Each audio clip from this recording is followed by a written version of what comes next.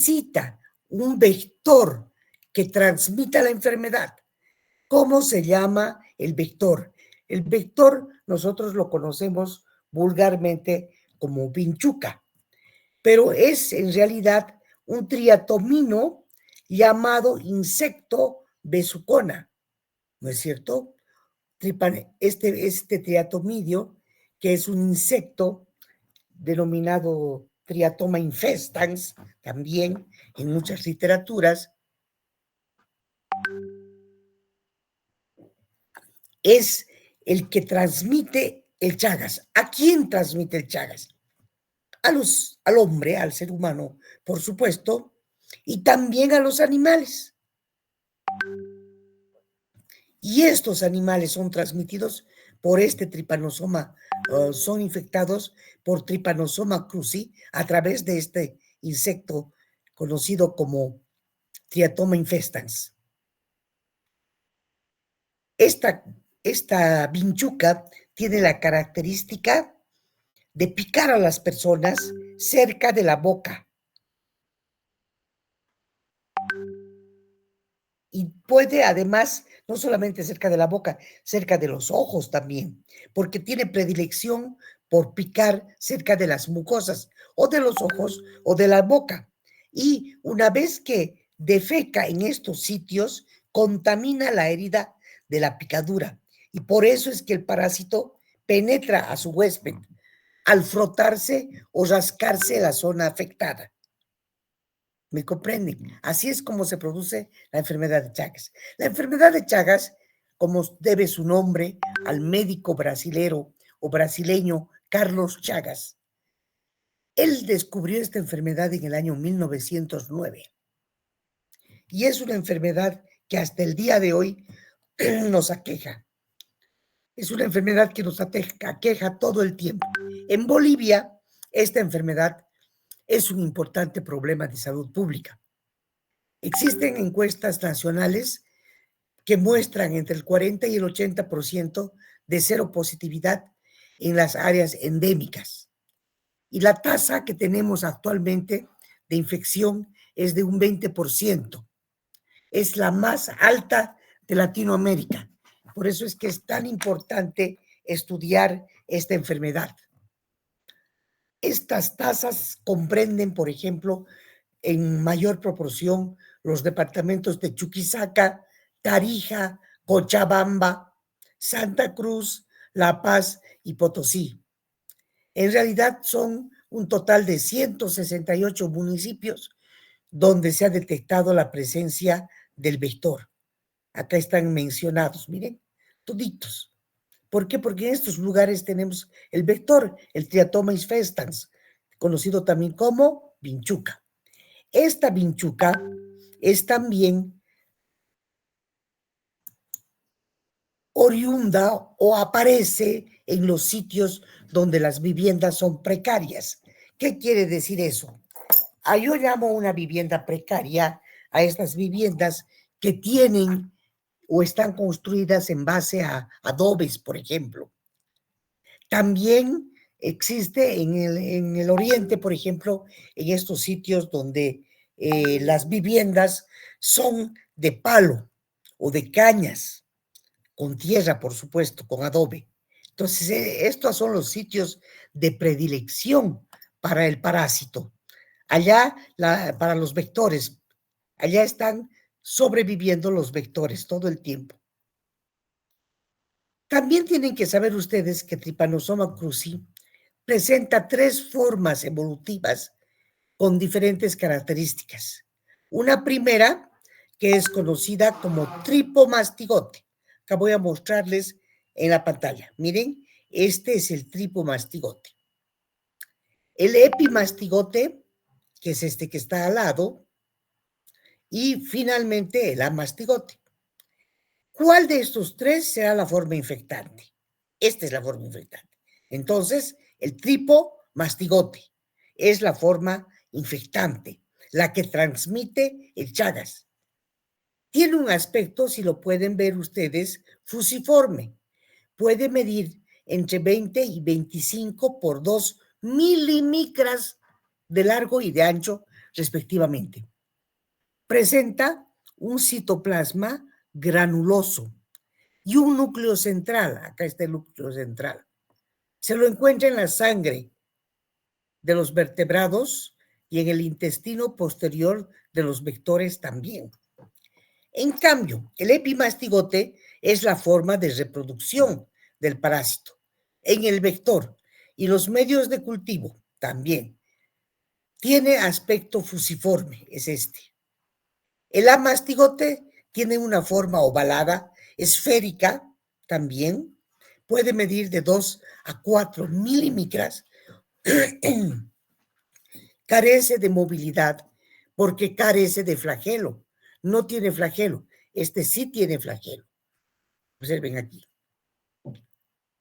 Y el amastigote no tiene flagelo, por tanto, es la forma de reproducción intracelular al interior de los huéspedes vertebrados. ¿Cómo será su ciclo de vida? ¿Cómo será el ciclo de vida del Chagas, que es tan importante?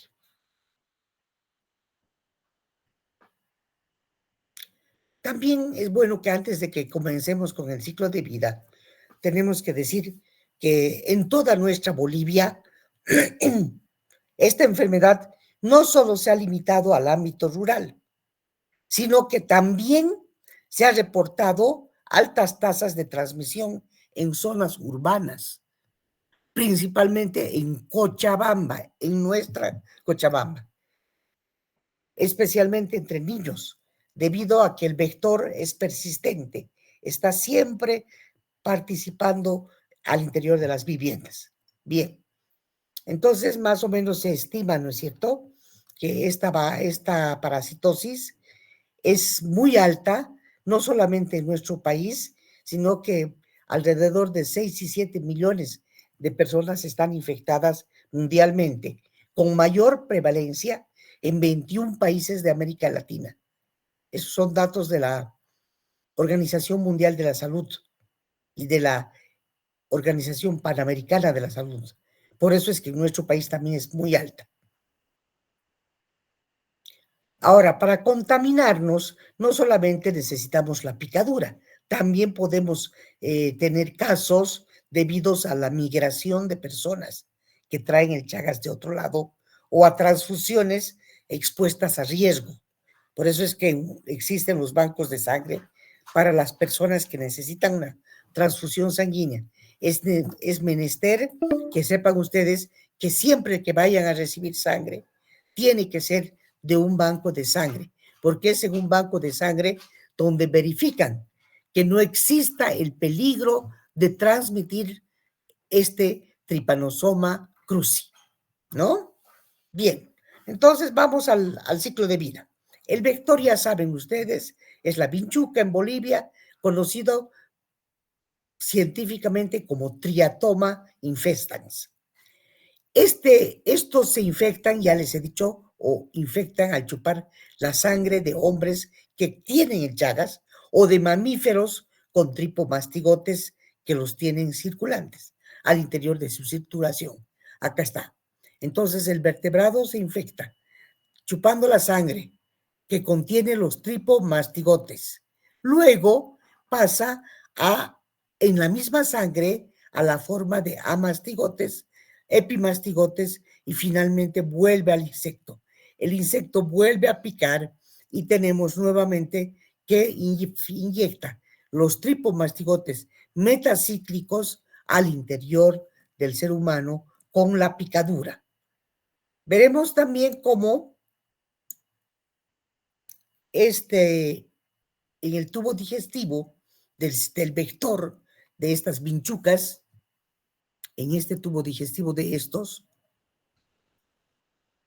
se pueden transformar en epimastigotes y posteriormente en tripomastigotes metacíclicos en el recto de estas vinchucas, que son capaces de defecar cuando pican en el momento de picar.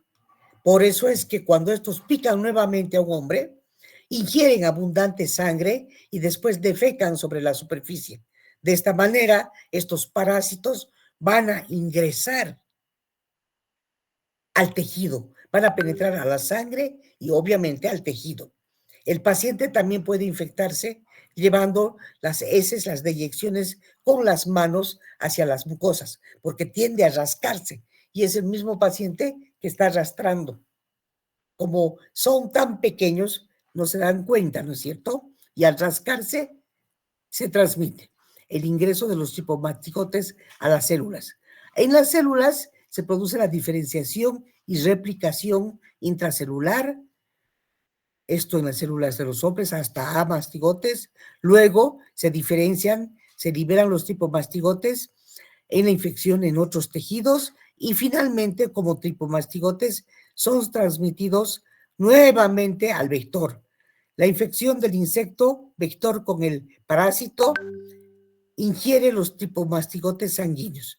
Y luego, en el insecto vector también tenemos el ciclo. El mismo ciclo se procesa. Y finalmente, con la picadura, nuevamente vuelve al ser humano.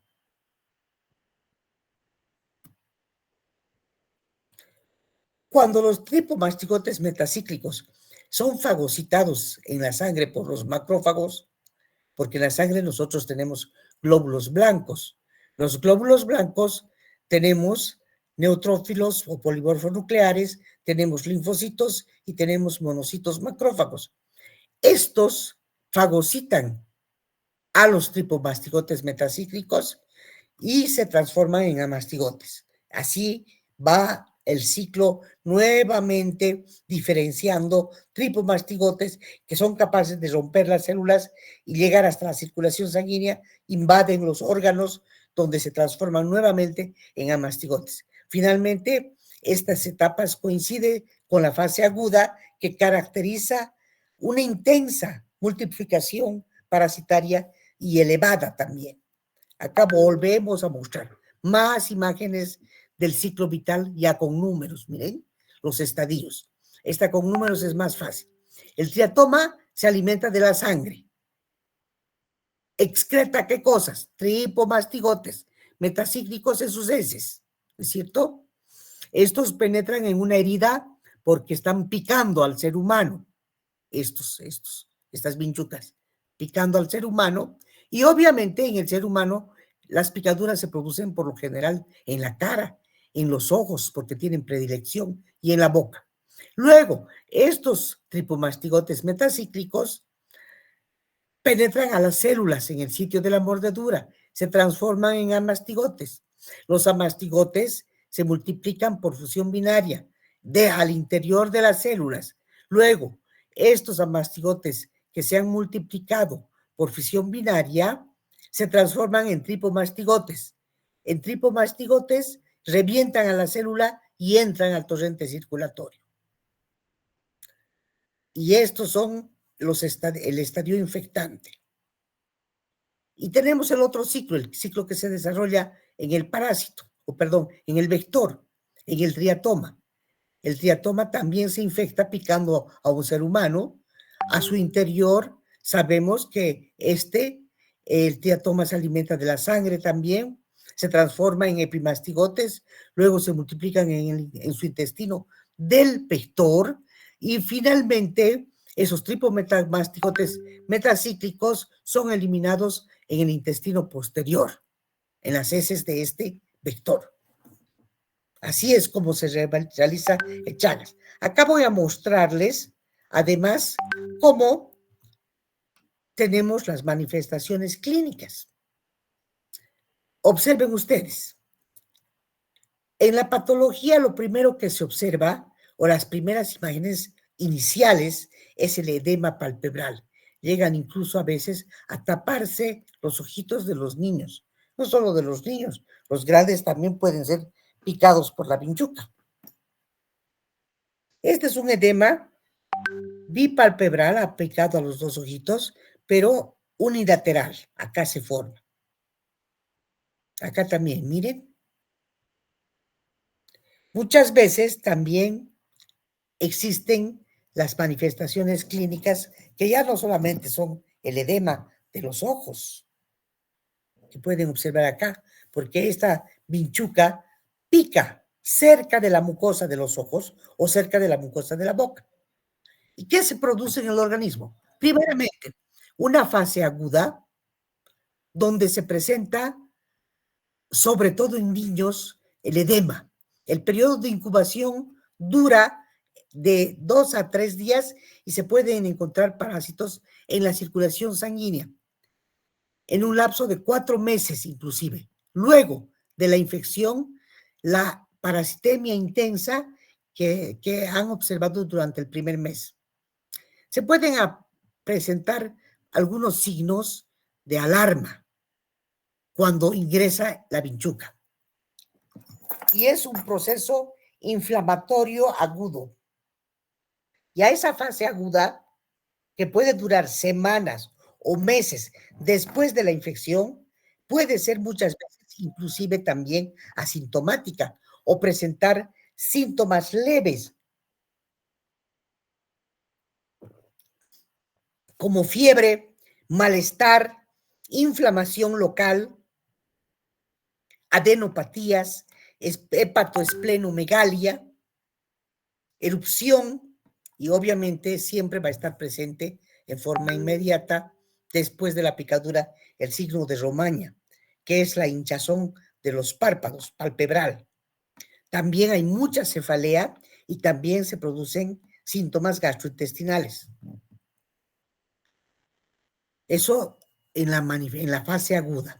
Veremos ahora cuáles son, después de varios años o décadas después, hay una fase indeterminada que se constituye en una fase silenciosa, que puede inclusive ir hasta 20 años antes de presentar el daño característico de la fase crónica. Miren, en algunas personas, no todos los sistemas inmunológicos son iguales, ¿no es cierto? A unos les avanza en forma muy rápida el Chagas y a otros tarda muchísimo tiempo en presentar la sintomatología por la cual es descubierta. La presencia de los parásitos circulantes en la fase indeterminada es rara. En general se detectan, pero de manera accidental. Y cuando sobreviene la fase crónica, después de 15 a 20 años, ya llegan a manifestarse signos y síntomas que más o menos en el 30% de los que están infectados pueden llegar a desarrollar complicaciones cardíacas aquí. El corazón se ve afectado con arritmias, con mucha insuficiencia, muerte súbita, y el 10% pueden llegar a presentar alteraciones digestivas o neurológicas. Las alteraciones digestivas tenemos que nombrar al megacolon y al megaesófago. Crecen, el colon crece y crece también el esófago y crece también el hígado. Entonces tenemos todo esto, el megacolon, el megaesófago. En la fase aguda, sin embargo, existe cura. La fase aguda. Y la cura para ellos, el tratamiento, diríamos, vendría a ser los antiparasitarios que tenemos disponibles en el mercado. ¿Cuáles serían estos? El Bensindazol y el Difurtimox, pero vamos a hablar después. Primero veremos las formas de transmisión vectorial. Ya les he mencionado a un inicio que existe la transmisión vectorial. El tiatomino, o sea, la vinchuca pica en zonas descubiertas de la piel, emite una gota de deyección de heces, que es la que contiene a los tripanosomas metacíclicos. Estos penetran en la piel cuando la persona se rasca, porque defeca el vector y lleva o se lleva las manos contaminadas a la boca o a los ojos y penetra el parásito. También nos podemos contaminar, hemos dicho, por transfusiones. Y obviamente la que me faltaba hablar era la transmisión congénita. La transmisión congénita se produce en las embarazadas que tienen la enfermedad de Chagas, de un 0,5 a un 3%. La enfermedad de Chagas, la forma crónica, es la que se transmite a través de la placenta. Y luego también tenemos la transmisión por vía oral. Es posiblemente el mecanismo de transmisión más importante de los animales invertebrados. Hay casos humanos demostrados también por transmisión oral. El diagnóstico. Estas son las partes que a nosotros nos interesan. El diagnóstico. ¿Cómo se diagnostica el Chagas? En el laboratorio. ¿No es cierto? Es lo más importante. En la fase aguda, entonces vamos a ver que se puede diagnosticar o detectar el parásito en la sangre con métodos directos que comprueban la presencia del Trypanosoma cruzi mediante qué cosas, haciendo un extendido sanguíneo del ser humano y obviamente observando los tripanosomas, aquí están, en la sangre circulante. A esta prueba se llama observación al microscopio al fresco o por gota gruesa, o también se puede realizar un método de concentración de microestrode. Son 3 los métodos directos: la observación microscópica al fresco de la sangre, la gota gruesa, que consiste en pinchar el pulpejo del dedo con una lanceta estéril, por supuesto, y exprimir la primera gota, descartar la segunda y la tercera son las que sirven. Y se hace un extendido de gota gruesa. Todo eso van a ver en la parte de la práctica de la parasitología. El método de concentración en microestrode se realiza de la fracción leucoplaquetaria de la sangre a partir de un microhematocrito cargado con la sangre del paciente, y en este microhematocrito tenemos que buscar las formas de tripomastigotes del Trypanosoma cruzi. Y hay un método que en realidad es el gold estándar para Chagas, que es conocido como el senodiagnóstico. El senodiagnóstico que estoy mostrándoles aquí en esta diapositiva de acá abajo consiste en buscar a los tripomastigotes de Trypanosoma cruzi en las deyecciones, en las heces de estos triatominios. Entonces, ¿qué hacemos? Colocamos al interior de una plaquita de Petri o una cajita varias vinchucas en estadio de ninfas. O sea, los triatomas infestans en su estadio de ninfas. De ninfas que no están contaminadas. Las ninfas que no están contaminadas van a picar, van a succionar la sangre, cubriendo con una venda elástica la plaquita durante media hora, 30 minutos. El paciente, nosotros tenemos acá un bioterio que realiza esta en la Facultad de Biología. Allá cultivan a las vinchucas en sus diferentes estadios: primer estadio, segundo estadio, tercer estadio. Cuando son llamadas ninfas libres de contaminación, estas son las que se utilizan para colocarlas al interior de estas cajitas, y obviamente las colocamos acá, las cubrimos con un lienzo oscuro o blanco como esta, con una venda elástica, durante media hora. Podemos succionar en la pierna o en la parte anterior del brazo también, durante media hora. Luego, después de que ha succionado, se van a cultivar por meses y se van a verificar luego al mes, a los 30 días, a los 45 días, las heces de estos triatomas. Y en las heces, si se observan los tripomastigotes, garantizamos que se trate de Chagas. Mientras tanto, podemos hacer cualquier método en fresco, de los directos, o inclusive los indirectos, porque no solamente hay estos métodos directos, hay métodos indirectos, como ser, por ejemplo, la técnica de Lisa o la cero aglutinación, el HAI, hemaglutinación indirecta para Chagas, el método del HAI, que es ampliamente utilizado porque es más barato y más económico para detectar el Chagas en sangre. Entonces, si ustedes conocen a alguna persona que tiene Chagas, tiene que realizarse los métodos directos, los indirectos y después el seno diagnóstico. Siempre, cualquier enfermedad, nunca se debe esperar un solo resultado. Siempre tienen que haber dos resultados que afirmen que tiene Chagas. Puede ser una gota gruesa con observación directa o puede ser un microstrout acompañado de un seno diagnóstico, que les he dicho que es el gold estándar. Y luego hablaremos del tratamiento. ¿Cómo es el tratamiento para el Chagas? Sabemos que para el tratamiento, ya les estaba diciendo yo, que se produce el tratamiento para esta enfermedad con dos medicamentos que son el benznidazol y el nifurtimox.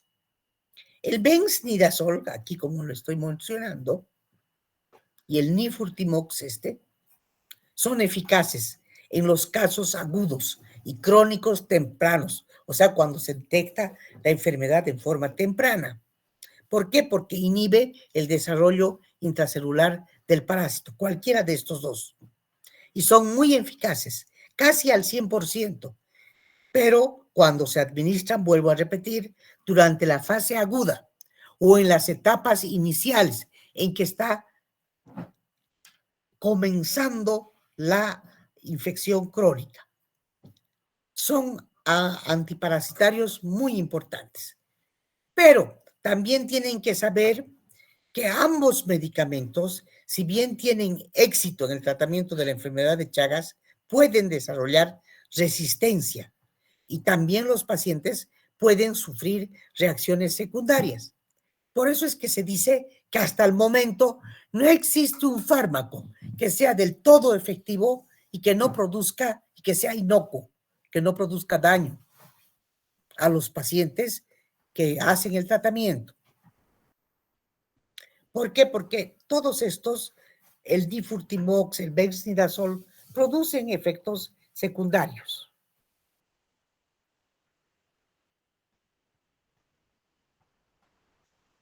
Bien, entonces vamos a quedar acá el día de hoy. Voy a consultar, esperen un momentito, ¿qué hora tenemos?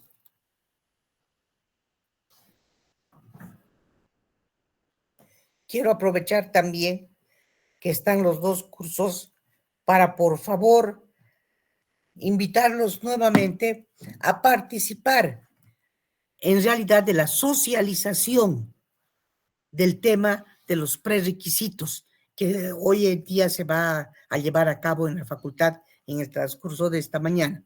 Los prerequisitos, asistan muchachos, porque ustedes tienen que saber en qué consisten estos prerequisitos. No pueden dejar o ignorar. No está nada aprobado por consejo facultativo, solamente no para ustedes, que ya están en cuarto año, por ejemplo, o en tercer año. No, se ha aprobado solamente para las personas que van a ingresar el 2026, el 2026. Para ustedes tienen que escuchar qué posibilidades existen y veremos a posterior, después de un año de que pensamos plantear a las autoridades para ver qué medidas de salida o para romper los prerequisitos existe para las personas que tengan problemas. Pero yo les invito a que asistan porque ustedes mismos van a poder preguntar todo con mucha certeza a las personas entendidas. Les pueden preguntar, si yo tengo mi arrastre de segundo año, estoy en tercero, o tengo mi arrastre de primer año, estoy en tercero, ¿puedo llevar esto o cómo o en qué me va a dificultar? Todas esas preguntas ustedes tienen que hacerlas. porque hay casos en los que se puede romper los prerequisitos, porque si no, no se hubieran pues aplicado a todas las facultades. Tienen que saber ustedes que una de las, creo que la única facultad que no tiene prerequisitos es la de bioquímica, y es una recomendación de la acreditación. Como somos una facultad acreditada, tenemos que tener prerequisitos, y por eso es que tenemos la necesidad urgente de ir con los prerequisitos. ¿Ya? Y eso quería decirles, por favor, chicos, invitarlos que asistan para esta conferencia. Bien. Disculpe, doctorita, una preguntita. ¿A qué hora va a ser ese conversatorio?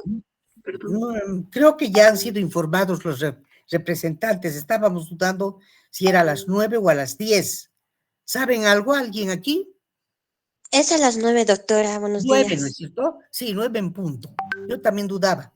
9 en punto, chicos. ¿Ya? Por favor, asistan todos. Asistan, pregunten.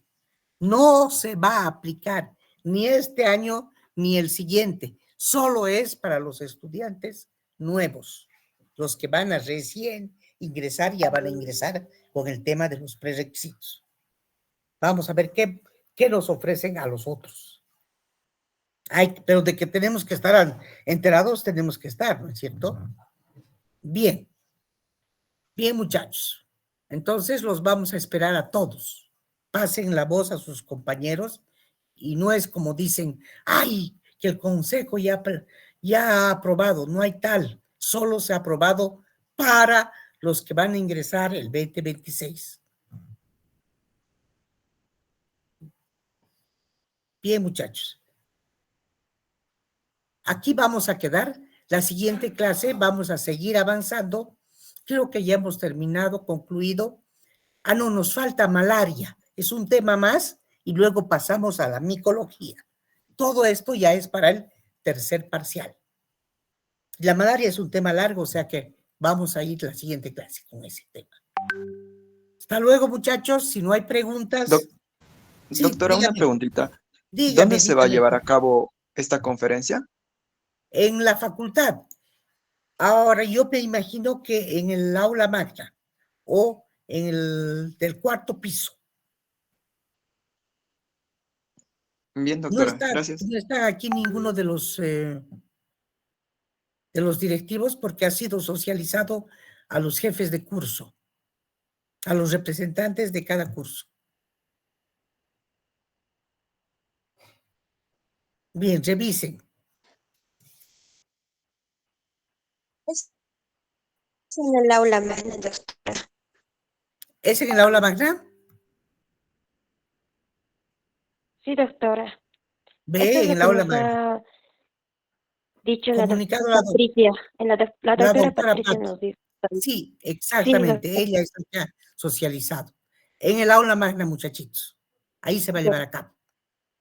9 en punto, los esperamos. Hasta luego. Yo también voy a asistir junto con ustedes. Hasta luego, chicos. Hasta luego, doctorita. Hasta luego, doctora. Hasta luego, doctora. Hasta luego, muchachos. Hasta luego.